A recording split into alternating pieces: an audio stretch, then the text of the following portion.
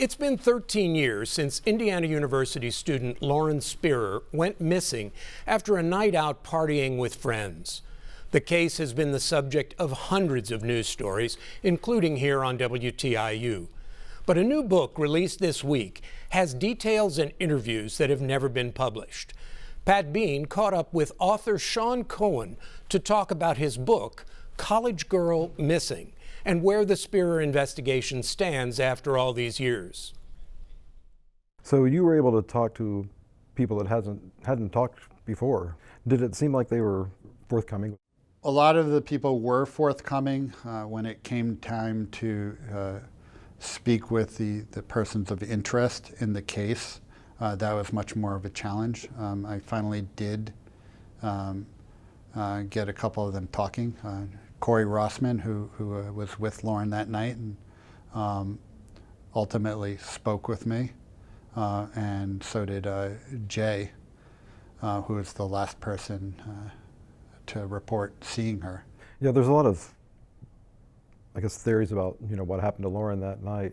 Well, over the years, and you guys have reported on this and others about various serial killers, sex offenders, who some suspected may have been involved, but none of those theories went anywhere, and they were discounted.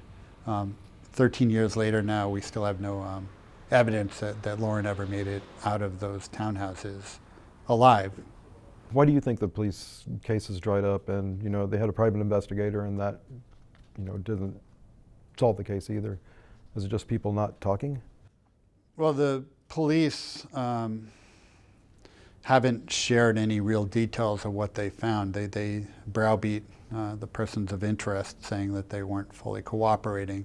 The kids, the central players in this, lawyered up and didn't speak. So there was a situation where you can't suggest a crime, you can't finger point at an individual.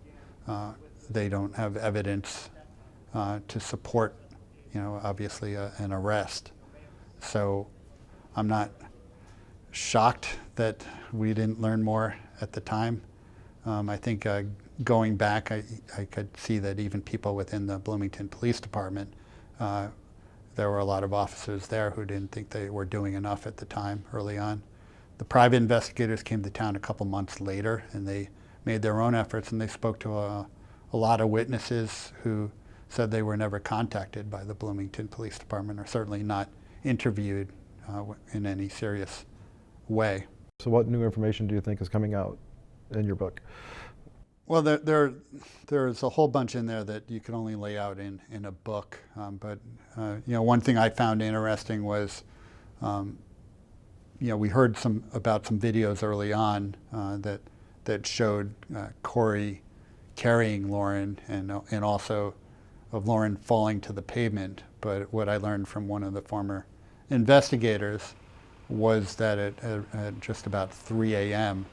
that in the midst of all this, that Corey Rossman placed a phone call while Lauren was down on the curb.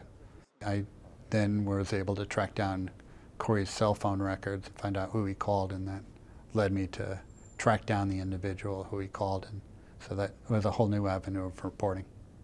Is it just as simple as she could have OD'd or something, and then it's just, what do we do with her? Yes, there's a question of whether, because she had a heart condition, because she was mixing drugs and alcohol, and because she had fallen several times and she had hit her head, she was in very bad shape.